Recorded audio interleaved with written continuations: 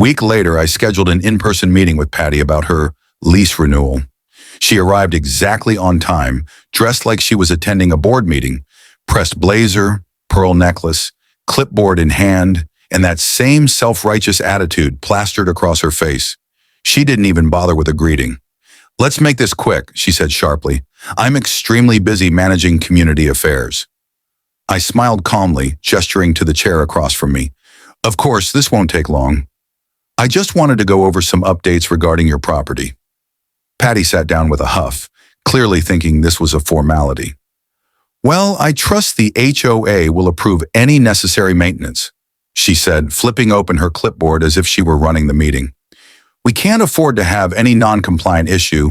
This isn't about HOA approval. It's about your lease agreement." I slid the renewal documents across the table. "Please take a look." She adjusted her glasses and began scanning the pages. For a few moments, she looked calm until her eyes landed on the first line listing the property owner's name. She froze, blinked twice, and looked up at me with confusion. "Wait, this says the property is owned by..." Her voice trailed off as the realization hit her. "By you?" I nodded, folding my hands. "That's right. I'm your landlord." For a moment, the air went completely still. Patty's face turned from pale to crimson in seconds. That can't be right," she sputtered. "I've been in my neighbor company for years. I've never seen your name anywhere." I leaned back, smiling patiently. "That's because you pay through the property management firm. They handle the paperwork. But the deed, it's in my name. You've been renting from me this whole time." She shook her head in disbelief. No, that's impossible. You're lying." I reached into my folder and pulled out a copy of the title. "See for yourself. My name, my signature, my property." Patty's mouth opened and closed like a fish out of water. She looked down at the document, then back up at me, completely speechless for once. "So let me get this straight," I said, my tone light but deliberate. "You called the police on me, harassed me for not joining your HOA, taped notices to my door, and tried to hood." "Straight," I said, my tone light but deliberate. "You called the police on me, harassed me for not joining your HOA, taped notices to my door, and tried to shame me in front of my neighbors, all while living in one of my houses?" Patty's jaw clenched. I didn't know," she whispered. "I was just enforcing the rules." I raised an eyebrow. "Rules that don't even apply to you or to me? You're not even a homeowner, Patty. You don't have voting rights in your own HOA." Her face twisted with humiliation. "Please," she said quietly. "I didn't mean to cause trouble. I was just trying to do my job." I kept my voice calm but firm. "Your job was to pay rent on time and respect your neighbors, not abuse your imaginary authority. I could terminate your lease for harassment, and you'd be out of that house in 30 days. Her eyes went wide. "Please, don't do that," she pleaded. "I'll stay out of your business. I'll even apologize publicly if that's what it takes." I smiled faintly. "I don't need an apology, Patty. I just need you takes." I smiled faintly. "I don't need an apology, Patty. I just need you to understand something. Power isn't about barking orders or waving a clipboard. It's about knowing when to stay in your lane." She swallowed hard, nodding. "Understood." I slid the new lease back toward her. "Good. I've updated your rental agreement to include a clause. Any future HOA-related harassment toward me or my properties will result in immediate eviction. Fair enough?" She nodded quickly, scribbling her signature without another word. When she left, she didn't walk with that same stiff confidence she had before. Her shoulders were slumped and her clipboard hung loosely by her side. Watching her leave, I almost felt bad for her. Almost. She had spent weeks trying to control me, only to discover that I controlled the roof over her head. And from that day forward, after that meeting, everything about Patty changed. The next morning, the bold red, non-compliant resident sign she had staked in front of my driveway mysteriously vanished. Her once constant glares across the street were replaced with quick, awkward smiles, and for the first time since I moved in, the neighborhood felt peaceful. A few days later, she showed up at my door holding a basket of cookies wrapped in plastic. "Just wanted to, welcome you properly to the neighborhood," she said through clenched teeth. I could see the embarrassment written all over her face. I took the cookies with a polite smile. Thanks, Patty. That's thoughtful of you. Of course, she muttered, already turning to leave. Just trying to keep things neighborly. It was almost funny watching her struggle to act nice. Nord. Patty Hampton, too. Karen blinked like I had just spoken another language, then burst out laughing. Your land. Oh, that's adorable. Sweetheart, Willow Creek is a private community. You can't just walk in here claiming ownership like some movie villain. Her words dripped with sarcasm, but I stayed calm. I'm not claiming anything. I own this property. I've got the deed, maps, and original boundary survey to prove it. I held up the papers I brought, but she didn't even look at them. Instead, she waved a manicured hand dismissively. You people and your fake documents. Everyone tries to pull something to avoid paying dues. You're not special. That was the last straw. I'd tried being polite, but clearly this woman only understood confrontation. All right, Karen, I said, folding the papers back up. Since you don't believe me, I'll let the county sort it out. She smirked again. Good luck with that. We've been here for years, sweetheart. You're not going to get far. Then she slammed the door in my face. I stood there for a few seconds, speechless, before walking back to my truck. I wasn't angry anymore. I was determined. If Karen thought she could bully me into submission like the rest of her neighborhood, she had no idea what was coming. The next morning, I drove straight to the county records office. The clerk, a friendly older man named Jerry, helped me dig through decades of property files. After a few hours, we finally found the original land maps from before the Willow Creek development existed. My land, Lot 27B, was clearly marked, running right through the area where 5 of those houses now stood.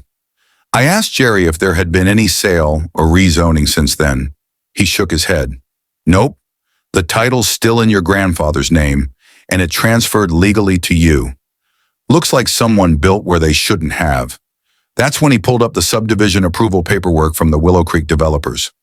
Here's your problem, Jerry said, pointing to the old survey. Their developer used an outdated map when they submitted the plans. Looks like the property line was drawn about 150 feet too far north. No one caught the mistake before construction. My stomach twisted. So it was an error, but that didn't change the fact that they were squatting on my land. I asked Jerry what I could do. File an encroachment complaint, he said. You'll want to get a certified survey done first. Once that's on record, the county will notify the homeowners. Trust me, they won't like it. That night, I couldn't sleep. I kept thinking about my grandfather, the pride he had in that land, how he used to say, Jake, this place will always be ours. Now it was filled with strangers who had the nerve to tell me I owed them money. The very next day, I hired a licensed surveyor. When the new survey results came back, it confirmed everything. Nearly half of Karen's backyard and part of her house extended onto my property. The same went for 4 other homes. It was a legal and logistical nightmare for them. I sent copies of the report to both the HOA board and the county, officially filing my encroachment claim. Within a week, I got a call. It was Karen. Her voice wasn't as smug this time, but it still carried that tone of superiority. Jake, she began, we received your so-called claim, and I'm giving you a chance to drop it before you embarrass yourself. The HOA has powerful connections, and if you go through with this, it won't end well for you. I almost laughed. Karen, the only one who's going to be embarrassed is you. You built on my property, I have proof, and now the county does too. I'm not backing down.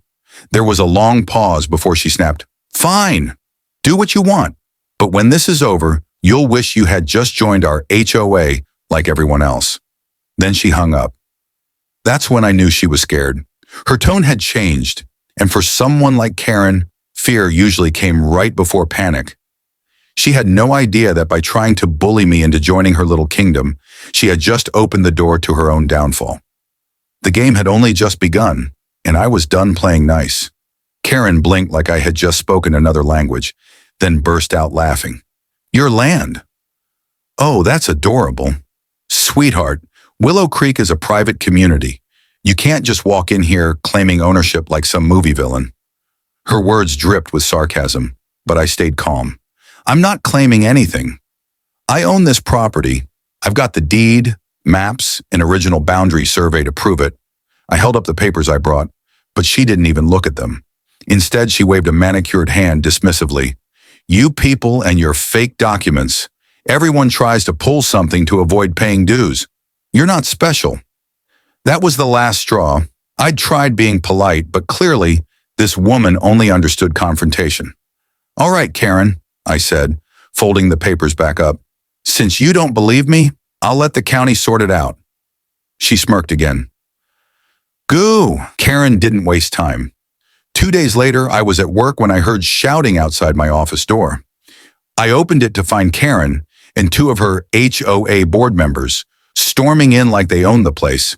She slammed a folder down on my desk so hard that papers flew out. You think you can threaten me with fake surveys? She barked.